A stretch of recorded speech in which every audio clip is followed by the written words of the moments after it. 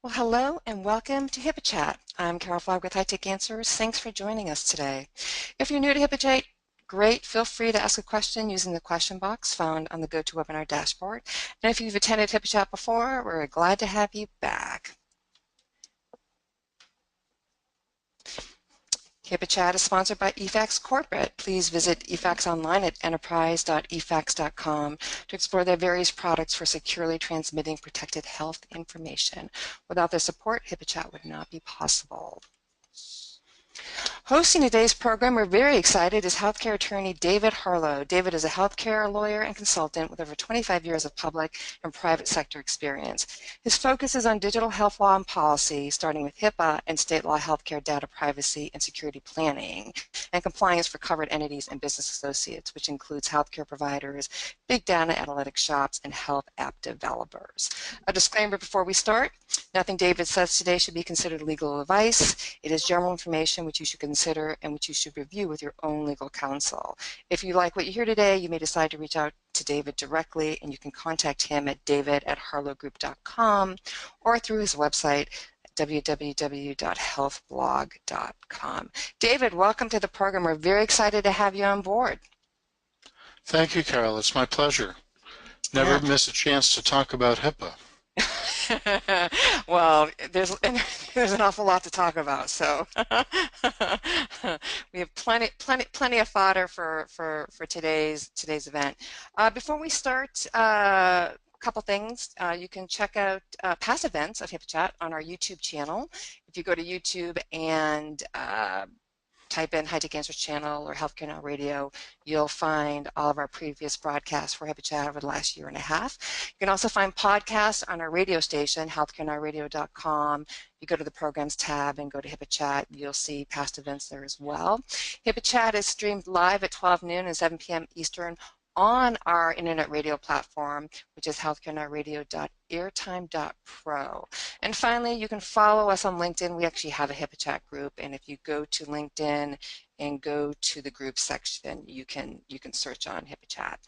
So I think before we dive into questions from the registrants, from our live audience, I think, David, you wanted to talk a little bit about what's been going on in compliance and enforcement, and then of course we want to look at some of these resources that have been provided by the OCRM and relatively new, I think it is new, the FTC Act that was passed.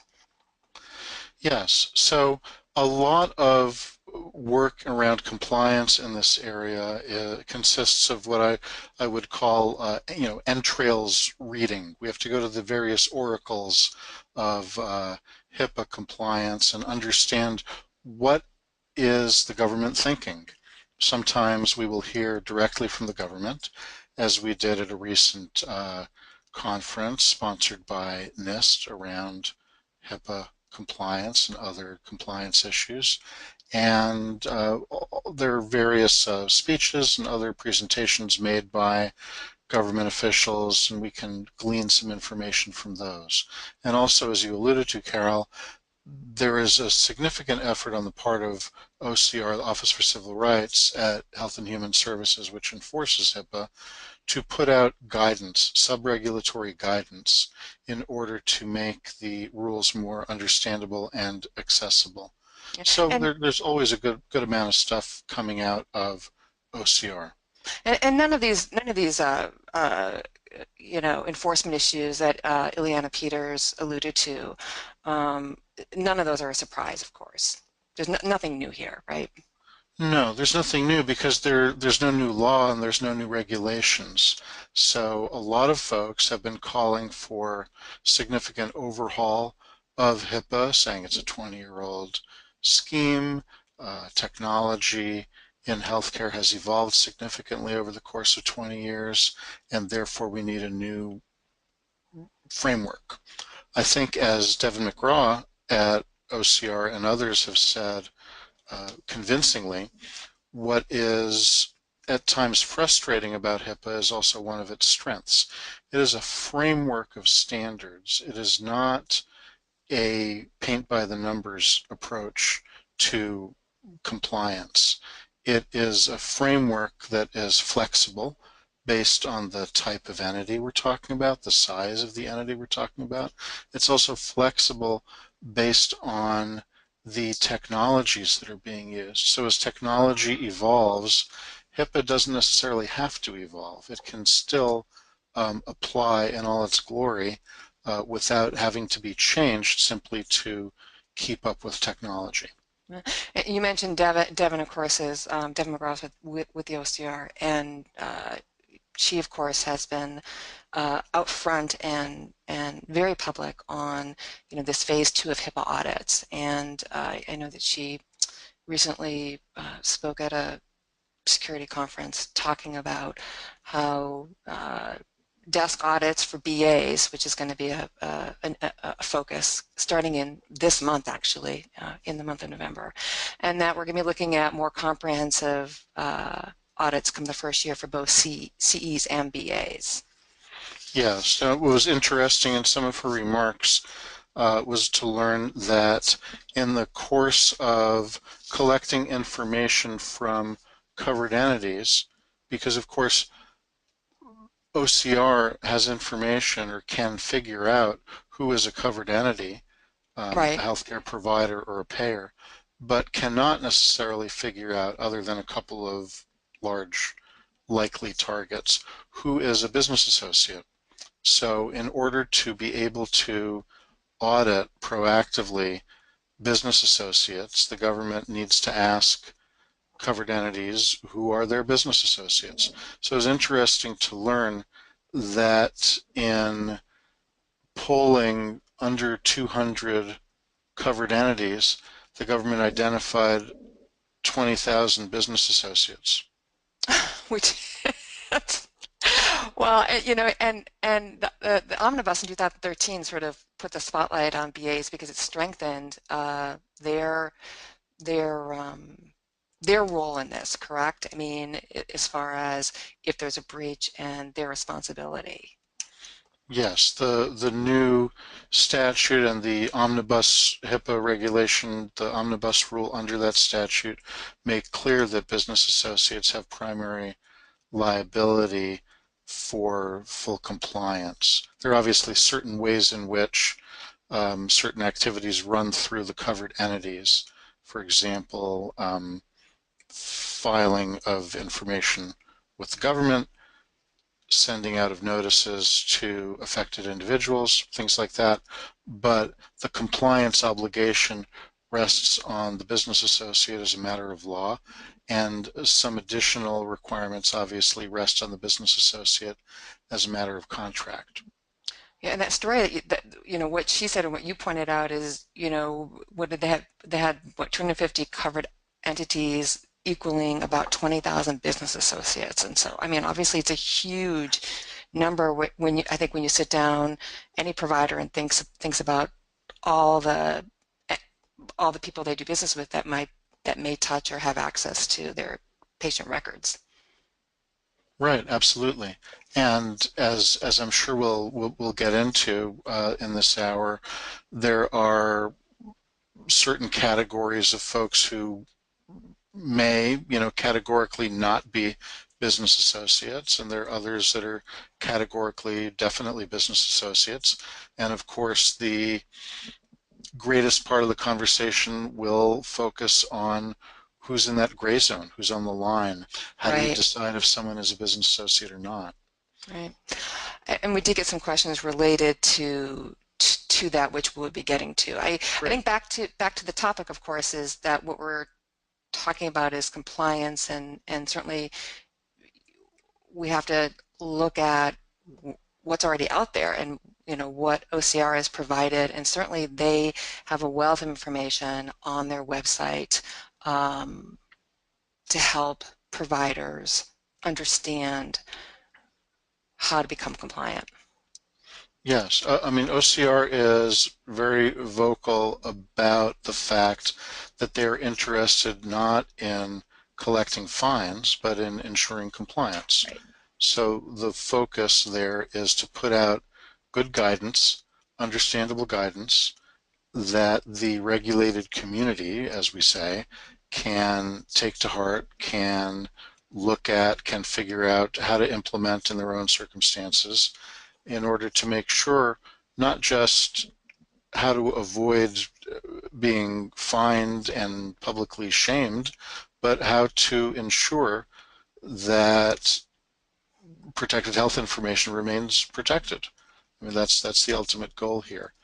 And the guidance documents are, again, for the most part, not introducing new law because we don't have new statutory enactments. We don't have new regulatory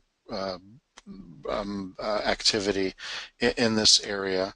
But what we do need is more of the plain English explanation.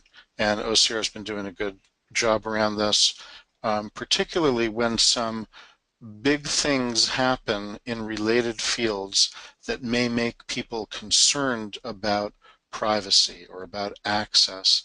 OCR has historically done a good job of putting out information proactively. So for example, when the HITECH Act was passed, promoting the use of electronic health records, the country at large was legitimately concerned about, well, gee, if all of my information is now going to be online or in an electronic record somewhere or another, how can I be sure that that will be private and secure?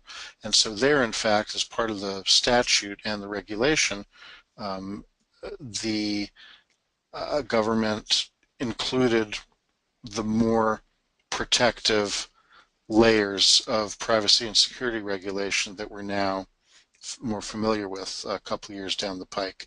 Similarly, when the Precision Medicine Initiative was announced by the White House last winter, OCR came out with new guidance about data issues, patient access issues, etc., that may have been implicated in people's minds by this new step forward in a related area.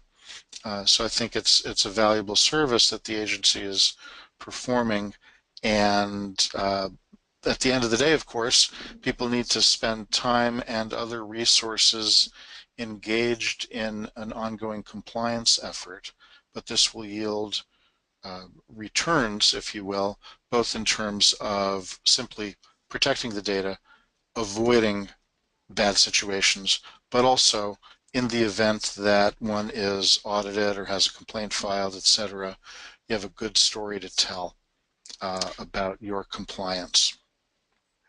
And certainly new to the sort of a relatively new player to the OCR guidance that they include on their website is ransomware, which obviously gets a lot of attention in the media when there is a ransomware event. And so you're right, they're out front in front of anything that continues to unfold and happen related to this. And again, ransomware just is the latest in a series of areas that we now have to be aware of and understand what that means from a compliance standpoint. Right, because there's a sort of an open question at the time a bunch of these ransomware attacks came to the public eye. Is a ransomware attack a breach? First reaction of most folks was, well, gee, ransomware locks stuff down, does not make it accessible, therefore sounds like it's not a breach. In fact, while it's not a quote-unquote security breach in the sense that information is being released into the open, it's a breach of the security rule because the security rule requires that covered entities ensure that the health data they deal with remains available to be used. So it's not just about keeping it secure, it's about keeping it available. Right, right. That's a really great point. And then, of course, we have the FTC Act.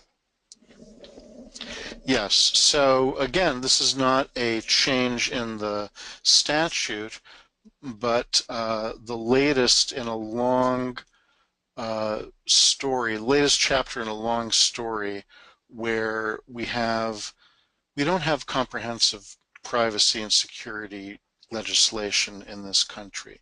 And as a result, different things crop up from time to time in different contexts, like HIPAA, like the Federal Trade Commission Act. Um, and we end up with multiple agencies at the federal and also at the state levels that have overlapping jurisdiction. And these agencies sometimes duke it out one way or another to assert their primacy. And sometimes they can collaborate and come out with a joint issuance like this new guidance, which in fact documents that the Federal Trade Commission has an interest in ensuring that businesses protect consumer health data.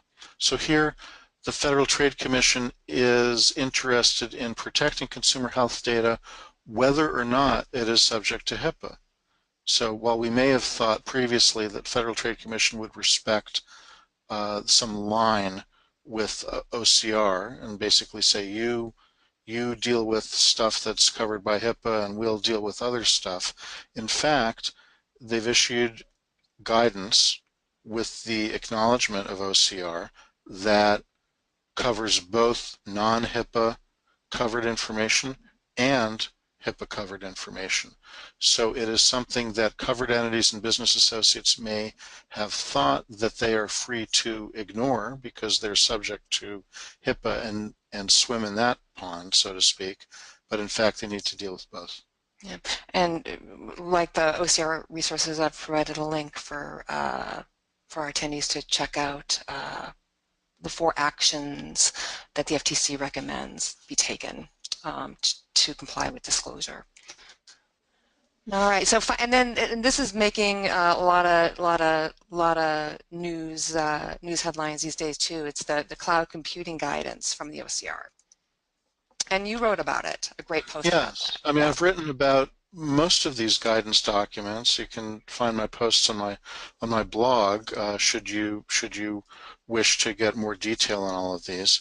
And the cloud computing guidance, I think there's been sort of two camps in dealing with the cloud. There have been folks who have thought, like myself, and many others who I deal with on a regular basis, who say, sure, of course, cloud computing is covered by HIPAA. But there are apparently folks out there who have thought the opposite, that in many circumstances, the cloud providers would not be subject to HIPAA. Now, again, there's the black and white, and there's also the gray area. One part of the gray area is the question of what is a conduit. There's a conduit exception to the business associate definition, right? So if information is just passing through a pipe, so to speak, the owner of the pipe does not become a business associate, like an internet service provider, right?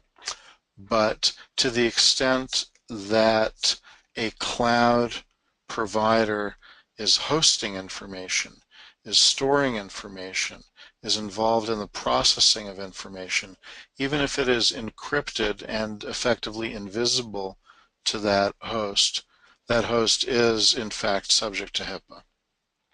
So I mean, I guess a pretty common thing would be a lot of providers and BAs using cloud compute as a backup, cloud as to back up, right? Not just to back up, a lot of the computing that is going on these days is happening in the cloud, and that allows many of the digital health companies, which are business associates, to scale their services in a way that is efficient and effective. So check out the OCR HIPAA guidance on cloud computing. Is our advice. All right. Yes. So with that as our lead in to the meat of HIPAA chat, which is to take questions. I remind our live attendees you can pose your question on the right side of the dashboard in the question box. We provided David's email address, david@harlowgroup.net. You can check out his blog, healthblog.com. Of course, follow him on Twitter at HealthBlog. Dave, I'm going to start with a few questions from the registrants and just kind of maybe go back and forth between these and then what we've got going on in the live Q&A. Great. First and foremost, when will HHS crack down on safe harbor regulations? Software vendors are still skating by without proper validated encryption. So encryption, safe harbors, these are all terms of art, if you will. And I just want to make sure that we have our definitions straight. A safe harbor under HIPAA, as far as I'm concerned, refers to a de-identification protocol. And there's a de-identification protocol where if certain kinds of data are removed from a record, then it's considered not to be protected health information. An alternative approach is also to encrypt the data. Then the question becomes, if I have encrypted data, is there any coverage by HIPAA? And the fact of the matter is that there is, in fact, coverage by HIPAA. Just because you have encrypted information, there are protections that need to be in place to make sure that the encryption is carried out properly, that only the right folks have the keys, etc. Again, as I said earlier, HIPAA is a set of standards and is not prescriptive. So there is no particular approach to encryption that is required. There are obviously best practices within the industry that can be followed. And, the core of the question here is whether the government will be cracking down on violators. And what the agency has said time and again is that they're interested in catching bad guys, but they're also interested in promoting compliance rather than focusing on a punitive approach. And to the extent that they can accomplish both within their limited budget, they will continue to do so. And I think in order to do much more than that would require a significant investment on the part of Congress, which has not been forthcoming. Right, right. What is the best way to ensure a small single doctor clinic becomes HIPAA compliant? And is a third-party HIPAA audit mandatory? So one of the beauties of the HIPAA standard, as I mentioned earlier, is that it is scalable. So compliance for a 50-state behemoth insurance company is not the same as compliance for a single physician clinic. And that's important. So someone who is at the edge of beginning a compliance effort should not be concerned that it is so overwhelming that we can't even begin, because what you need to do is going to be what you need to do to protect the privacy and security of data in the context of your operations, not in the context of somebody else's hypothetical large-scale operations. So that goes to software that you use, that goes to hardware that you use, that goes to staffing that you may have, internal and external resources, and that can be done in a cost-effective way. Again, it is an expense, no doubt, but the expense, the exposure of not engaging in that process is far greater and could have significant ramifications for the practice. There have been, of course, many businesses that have frankly gone out of business as a result of significant breaches. And again, as part of the scaling issue, an outside audit is not required by law or regulation. It is certainly a good practice, but again, given the scale of the covered entity, it may not be an appropriate step that needs to be taken. And certainly the resources that OCR provides, especially for the smaller practices, is really the place to start. Yeah, it's an excellent starting point. Right, because they're free. I read somewhere a month or two ago, I guess, and I don't remember where I saw it, but I, and I'll have to find it. I read somewhere that the average cost of a breach per record is about $350 when you talk about not perhaps potential fines, but certain reputational and all the things that kind of go along with when you have a HIPAA breach in violation. And that is a lot of money, even for a small practice, and you add that up by the number of patient records that you might have. And so at least starting with the guidance provided by OCR is you know, making some progress in that area. What HIPAA policies apply to Chesapeake Regional Information System for our patients? This is an HIE program, CRISP. It's a Yes, so CRISP is an HIE in Maryland, and like any HIE, it essentially functions as a business associate to its healthcare provider members or partners or users, so that it needs to be in full compliance with HIPAA, just as any business associate would be. And again, back to the scaling of HIPAA question.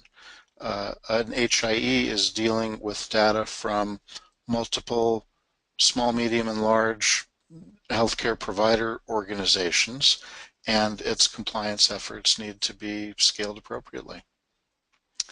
I'm going to go ahead and just jump quickly to some of the questions coming in from the registrants, as they are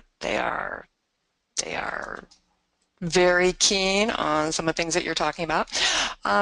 So if a BA has primary compliance responsibility, why is a BAA still required between an EP and the BA? Sure. So a covered entity also has primary compliance responsibility. Right. So there are multiple paths here. The covered entity is responsible for maintaining the privacy and security of the data of its patients or members. In order to do that, to the extent that it outsources any activities that are implicated by the rules, it needs to have a business associate agreement in place, which gives it contractual assurance that its business partners are complying with the rule as well. Separately, those business partners, the business associates, are subject to the rules and need to comply themselves and are, in fact, as we are seeing given the current OCR efforts, subject to audit directly, not simply through the business, the business associate relationship with the covered entity. Alrighty. What is the appropriate action to take in the event of a stolen laptop that may contain PHI, and what are the potential consequences from OCR? So the stolen laptop scenario. Um, at Not this uncommon. point, at this point in time, many folks are wondering and shaking their heads when they learn that a stolen laptop may not have been encrypted. So Right. first order of business is make sure that you know, can't deal with this after the fact, of course, but for anyone out there who has not had the laptop stolen yet, please, either do not store PHI on a laptop or do not have it available unless it is fully encrypted. That's the on the prevention side of the house. Once the cat is out of the bag, so to speak, there are the steps of analysis that need to be taken in order to determine whether in fact what has happened is a breach. And then there are the various notifications that must occur. So there is a regulatory definition of breach, which is intended to be an objective standard, but in fact has turned out to be sort of a subjective objective standard.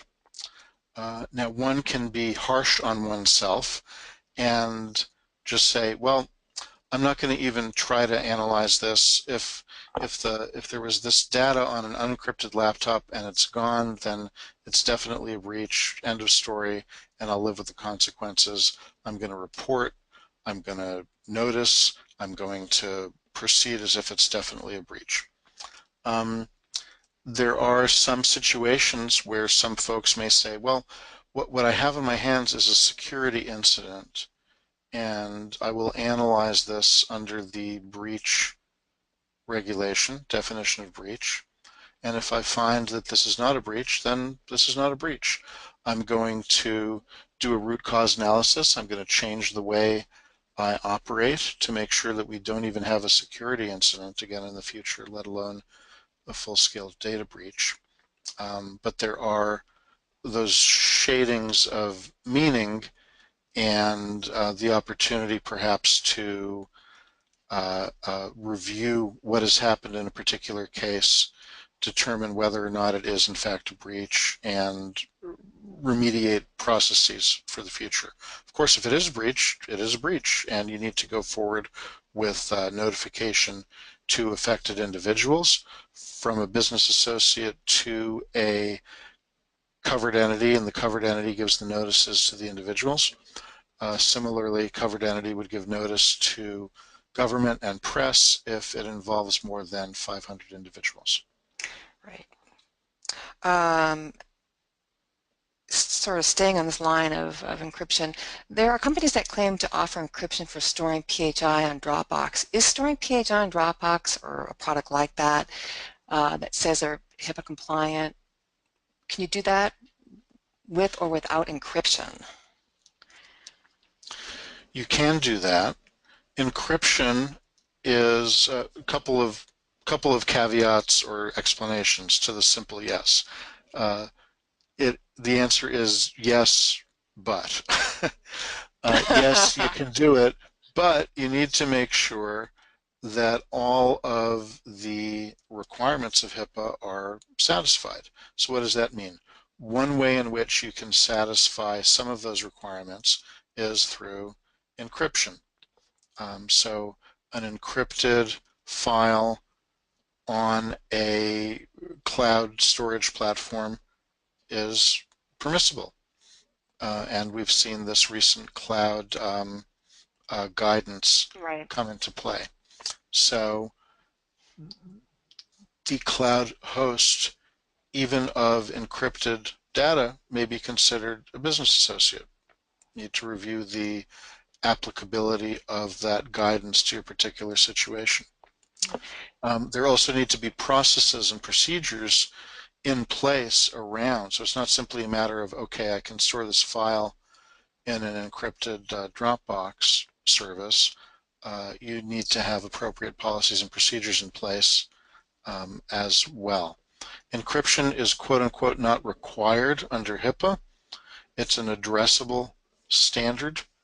As a practical matter, I would say at this point in time it is virtually required, since it is required, not optional, by many state regulatory systems to which anyone who is subject to HIPAA will also be subject to, depending on their geography.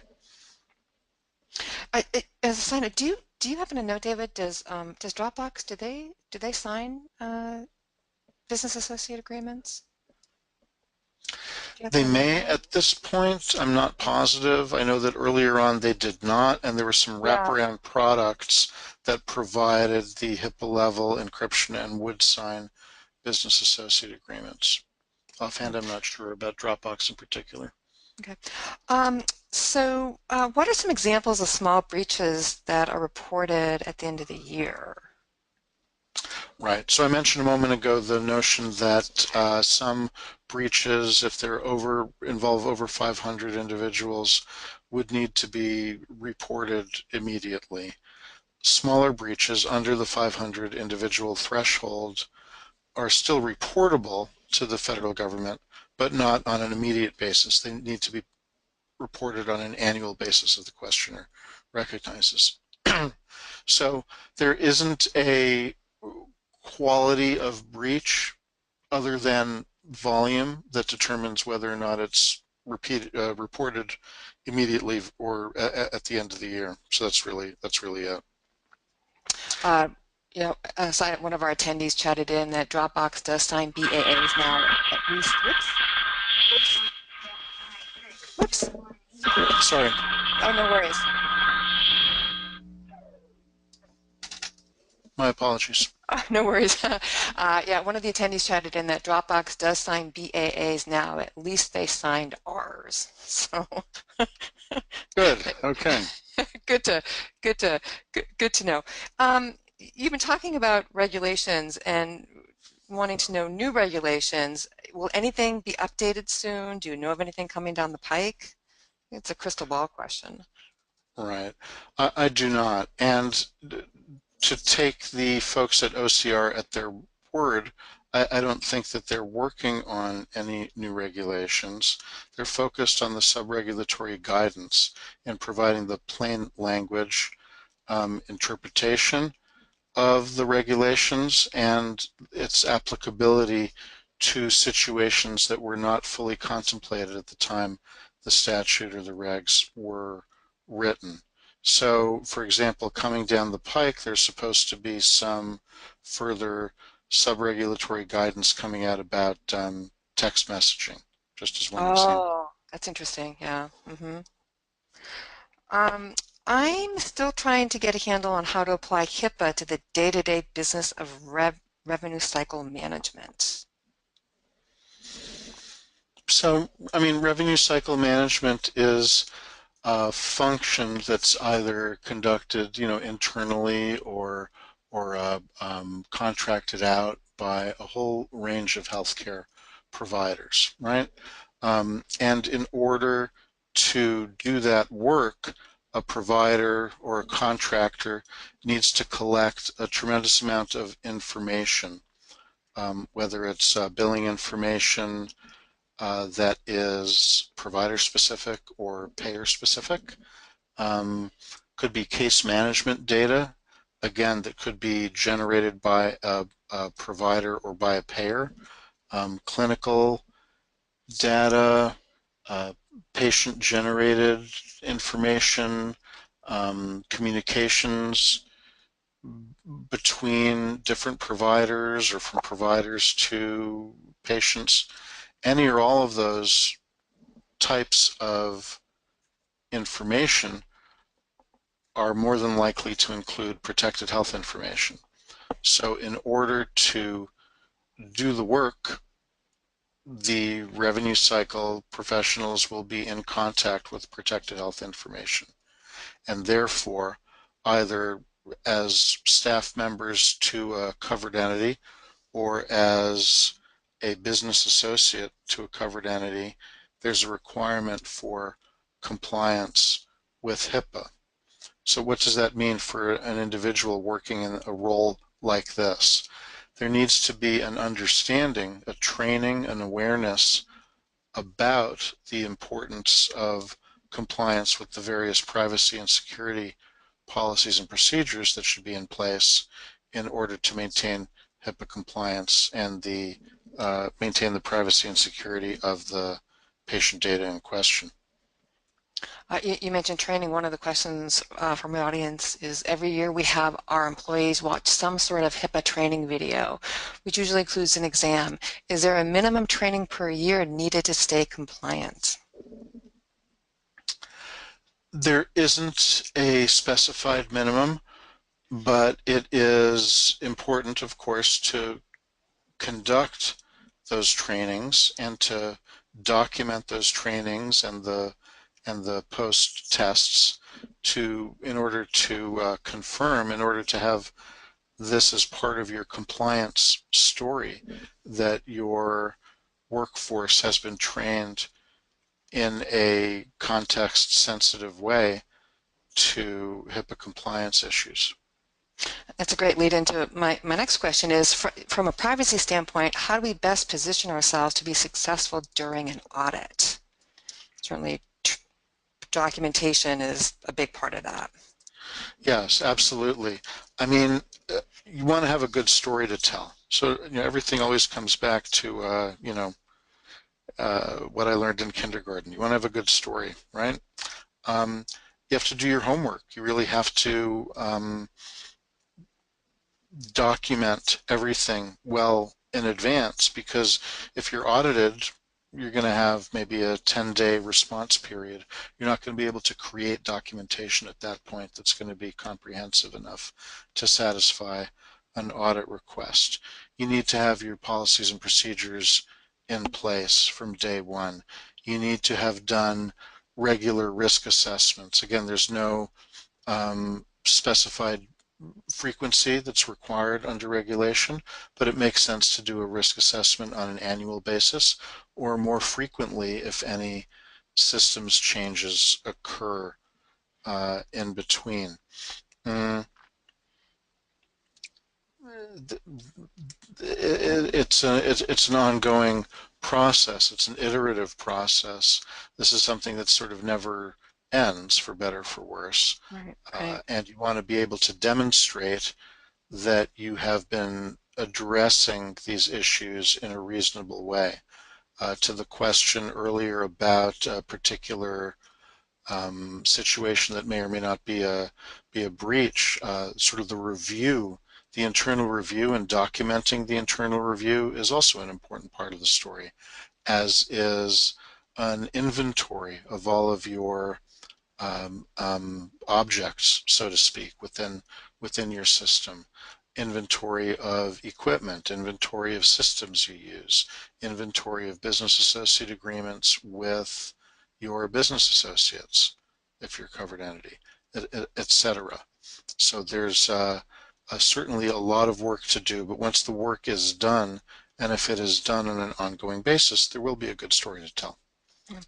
Um, Talking about some of that story, I've got some questions coming in we knew there would be about business associate agreements, and I'm going to just take a couple questions related to that real quick. First and foremost, does a business associate agreement need to be updated yearly with the company that we contract with or not? No. Short answer is no, although some do need to be updated because they were not updated when the omnibus rule under the High Tech Act was passed. So if anyone still has some older BAAs kicking around that predate that, it'd be worth reviewing them. Yeah. You're a lawyer, do law offices have to be HIPAA compliant as a covered entity's BA? If they have access to PHI, yes. Right, right. That's the question you have to ask yourself, which is a good one to ask on the next one, which is, of course, BAA. Should we have one with every contractor that enters our facility, auditing agencies, cleaning crews, etc.? And that access to protected health information is probably the first thing you ask yourself, right? Right. Now, you could say, well, my janitorial service has access to PHI because they're going through the office and so forth and so The on. trash. The trash. So janitorial services are generally recognized to have only incidental access to PHI.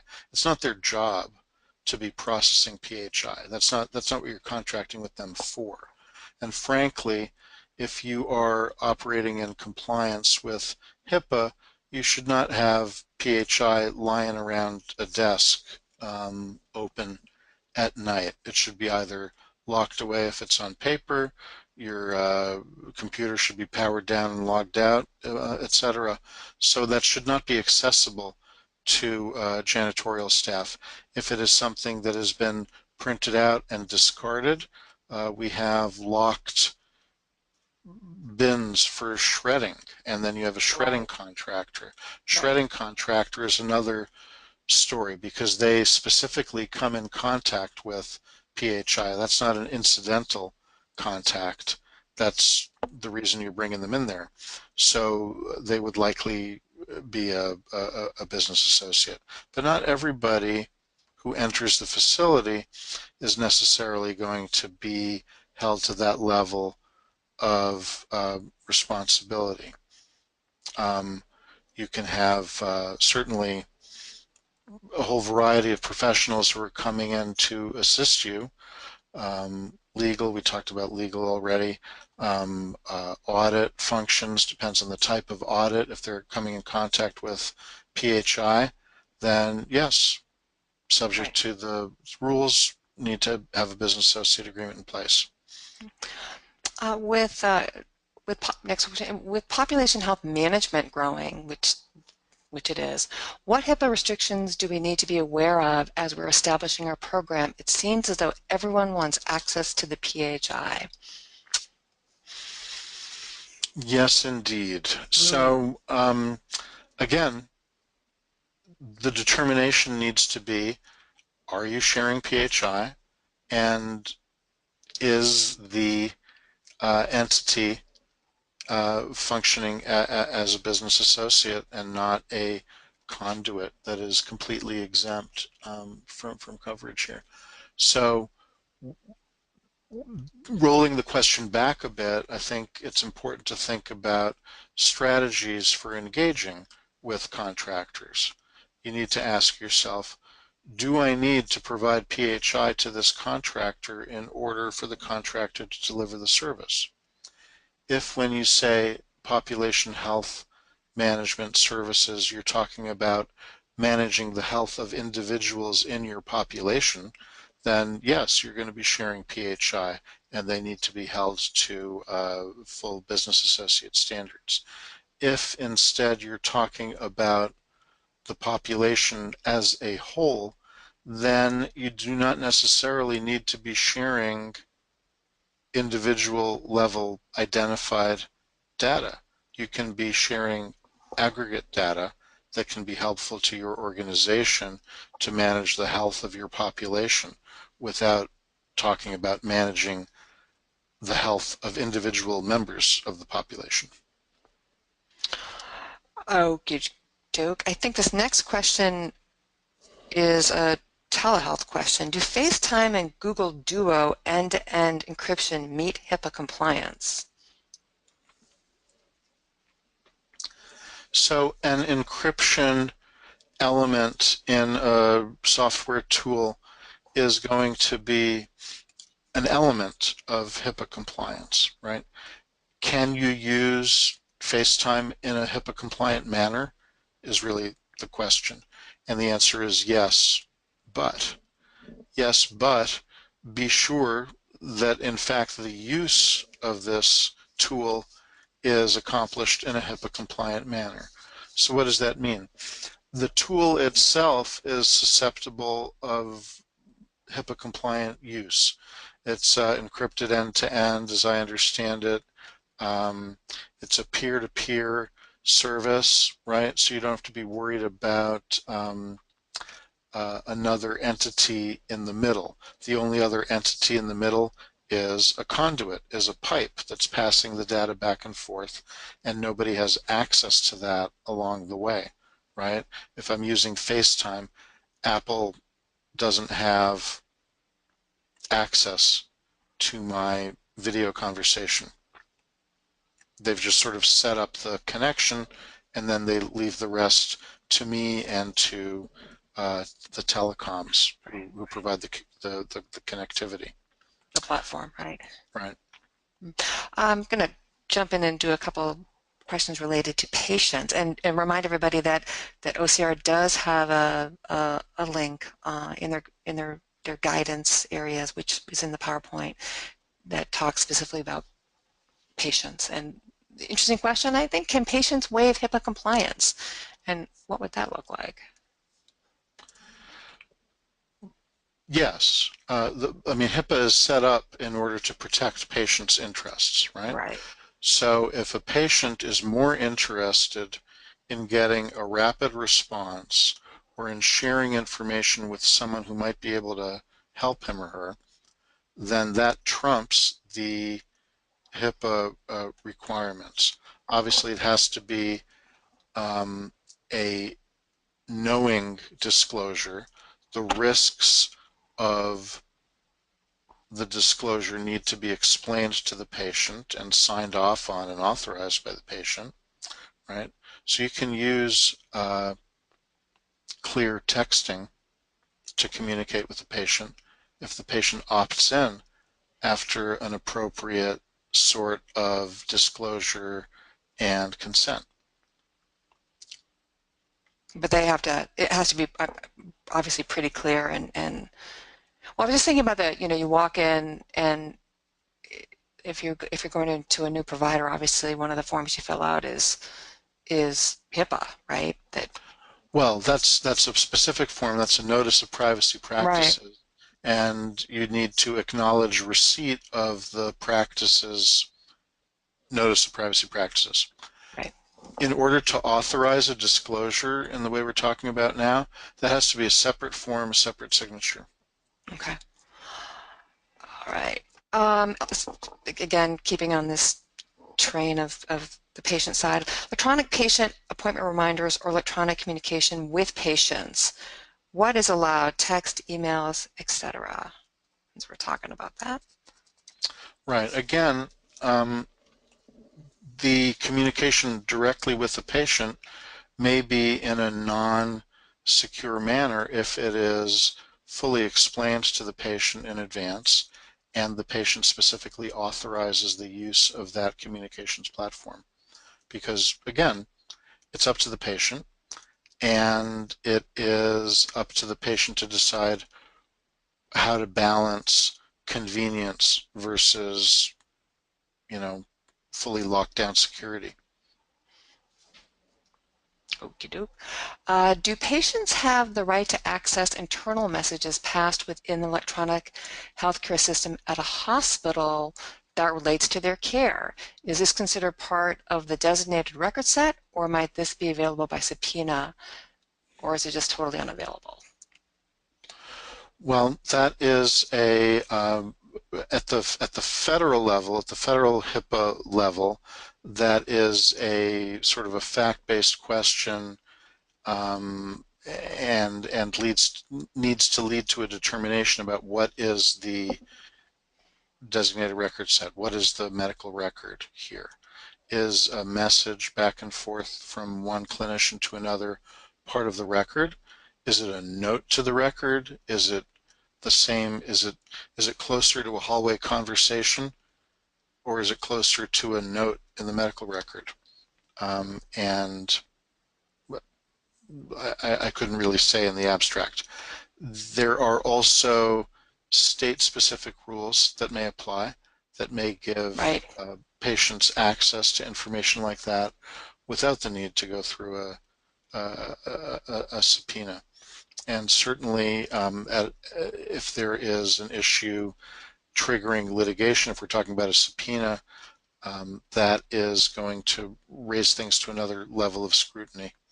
And some of those pieces of information will be accessible to an individual even if they are not part of the record, because they are business records of the institution or the practice, as long as it's not something that's being prepared in preparation for litigation, it would be discoverable.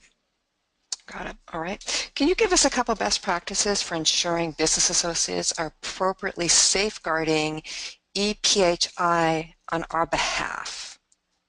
Okay, so this is a question coming from the perspective of a covered entity. Yeah. And the question is, how do you make sure that a business associate is really doing what they're supposed to be doing? So, other than dispatching inspectors to their cloud storage facility or offices or back office operations, there are some things that you can do.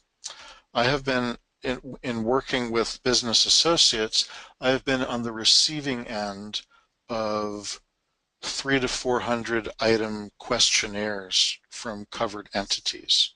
Wow. So that is sometimes how the covered entities will do this and say, you need to answer these 300 questions for me before I will be willing to enter into a contract with you, because I need to be really comfortable that you are in full compliance with HIPAA and you know what you're talking about. Otherwise, not interested. Because even though the business associate has some primary liability under HIPAA, the covered entity also has liability for anything a business associate does or doesn't do. So it is obviously up to the covered entity to be concerned about that. Now, you can do that individual level of inquiry with the huge questionnaire and so forth and so on, or you can farm that work out. And what do I mean by that? You can require, as some large covered entities do, that any business associate receive certain good housekeeping seals of approval from recognized third parties. Oh, There's no such thing as a HIPAA compliance good housekeeping seal of approval, but there are a number of other things that deal with components of the effort and are taken as proxies for HIPAA compliance by some folks. I've got time, I think, for just one or two more questions. Back to the safe harbor and encryption issue.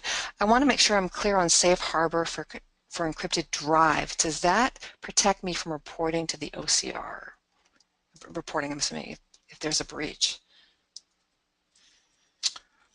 Right. So if it is an encrypted drive that is stolen, for example, in our laptop situation, then that is not necessarily reportable